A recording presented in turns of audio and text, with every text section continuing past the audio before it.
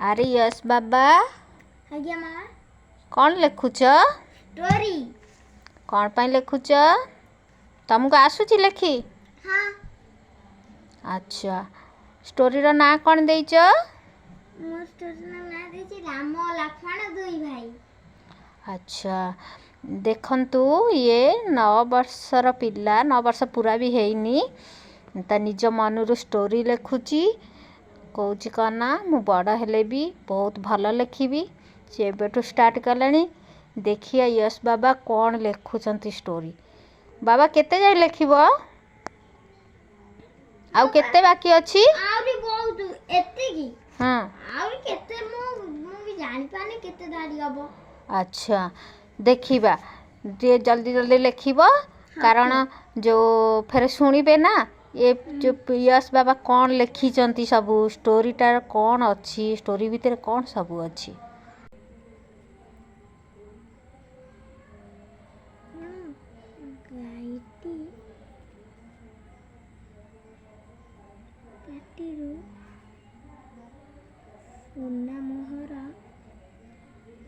आज्ञा मामा कौन पाई मन को आसिला जे स्टोरी लिखिया पाई मते बहुत इच्छा होतिला मोर भी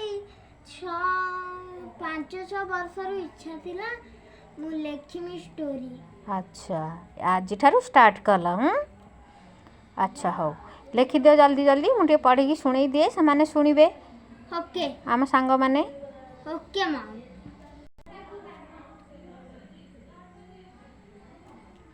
यश बाबा आज्ञा अच्छा तमे को क्लास रे पढुछ चतुर्थ चतुर्थ क्लास रे पढुछ ठीक है लेख लेख जल्दी जल्दी लेख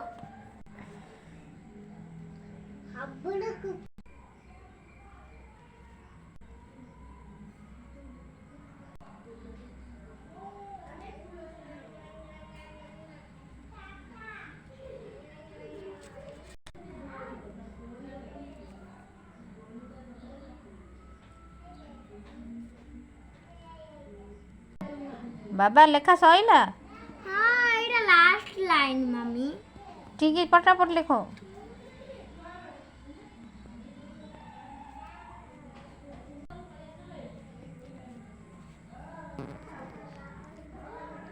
देखिए यश बाबा कौन लिखी पढ़ला पर जाना पड़ियो कि स्टोरी से लिखी कहा ऊपर लिखी दियो मो हाथ को दियो जल्दी दियो रुको मैं बुक का सीधा कर दिए देखिबा यश बाबा कौन लिखी स्टोरी ना कौन देइच राम लक्ष्मण दुई भाई। अच्छा गोटे गाँव रे दुई भाई रोहुथिले दुई जनकर नाम राम आउ लक्ष्मण राम लक्ष्मण तांकर छोटिया घरटे अच्छी सॉरी राम लक्ष्मणकर छोटिया घरटे अच्छी। यश बाबा हाँ मु तो तुम अक्षर ठीक से पढ़ी पारुनी तमे टिके पढ़ी की सुनई दियो ओके ओके मु मोले सुनिमी मम्मी गोटे गाँव रे दुई भाई रोहुथिले जनक नाम राम आउ जनक नाम थिला लक्ष्मण तांकर छोटिया घरटे थिला से दुए भाई सबुदिन लोकंकर साहाय्य करती से दिने रास्ता रे जाउथिले देखिले गोटे गाय को लोक माने मारुछंती राम लक्ष्मण गले लोकन को पचारिले काहे कि गायटी को मारुछ लोक कहले आमर पनीपरिया सब खाई पकाउची राम लक्ष्मण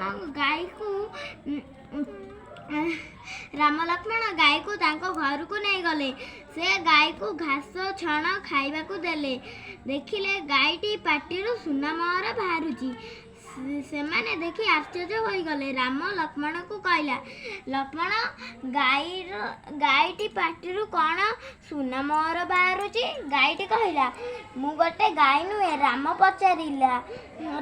ପଚାରିଲା, ତୁମେ କଥା କହିପାର? ଗାଈଟି କହିଲେ, ହଁ, ମୁଁ କଥା କହିପାରେ। ମୁଁ ଗୋଟିଏ ପରୀ। ପରୀ କହିଲେ, ତୁମର ଯେଉଁ ଇଚ୍ଛା ଅଛି ମୋତେ କୁହ, ମୁଁ ପୂରଣ କରିଦେବି।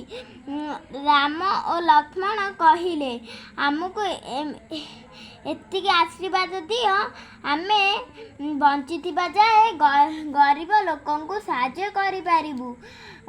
ପରୀ କହିଲେ, ମୁଁ ତୁମକୁ ଆଶୀର୍ବାଦ ଦେଉଛି, ତୁମେ ଗରିବ ଲୋକଙ୍କୁ ସାହାଯ୍ୟ କରିପାରିବ। ତାପରେ ପରୀଟି ସ୍ୱର୍ଗକୁ ପଳାଇଲେ। ଆଚ୍ଛା ବାବା, ତୁମେ ବଡ଼ ହେଲେ କ'ଣ ଗରିବମାନଙ୍କୁ ସାହାଯ୍ୟ କରିବ? ମୋର ତ ଏଇଟା ଇଚ୍ଛା ଅଛି। ଆଚ୍ଛା, ଠିକ୍ ଅଛି, ଦେଖିବା ସାଙ୍ଗମାନେ କ'ଣ କହୁଛନ୍ତି। ତମ ଷ୍ଟୋରି ଭଲ ଲାଗୁଛି କି ନାହିଁ ସାଙ୍ଗମାନେ ଦୟାକରି ଏ ପିଲାଟାକୁ ଟିକେ କମେଣ୍ଟରେ କହିବ। ସେ ଶୁଣିଲେ ବହୁତ ଖୁସି ହେଇଯିବ ସେ ଭଲ ଲେଖିପାରୁଛି କି ନାହିଁ। ଯେବେ ଭଲ ଲେଖୁଥାଏ ତାହେଲେ ସେ ଆହୁରି ଆଗକୁ ବି ଲେଖିବ ଭଲ। ମୋର ଇଚ୍ଛା ଅଛି ଯେ ମୁଁ ଗରିବ ଲୋକଙ୍କୁ ସାହାଯ୍ୟ କରିପାରିବି। ଗରିବ ଲୋକଙ୍କୁ ଅଧା ଅଧା ପଇସା ସବୁ ଦେମି। ଆଚ୍ଛା, ପଇସା କୋଉଠୁ ଆଣିବ?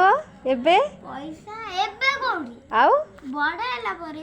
ଆଚ୍ଛା, ବଡ଼ ହେଲା ପରେ ଗରିବମାନଙ୍କୁ ସାହାଯ୍ୟ କରିବ। ଠିକ୍ ଅଛି। ମୁଁ ତ ଯେଉଁ ଚାକିରି କରିବି ସେଇଥିରୁ ଅଧା ପଇସା ମୁଁ ନେମି, ଅଧା ପଇସା ଗରିବଙ୍କୁ ବାଣ୍ଟି ଦେମି। ଆଚ୍ଛା, ଭଲ ବୁଦ୍ଧି।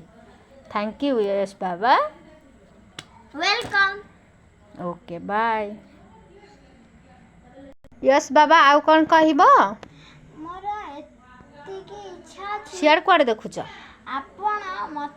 ଆପଣ ମୋ ଚ୍ୟାନେଲକୁ ସବସ୍କ୍ରାଇବ୍, କମେଣ୍ଟ କରିପାରିବେ, ଯେମିତି ମୁଁ ଆଗକୁ ବଢ଼ିପାରିବି କବିତା ଲେଖାରେ, ଷ୍ଟୋରି ଲେଖାରେ ଯେମିତି ବଢ଼ିପାରିବି। ଆଚ୍ଛା, ବଡ଼ ହେଇକି ଆହୁରି ଲେଖିପାରିବି। Okay, bye.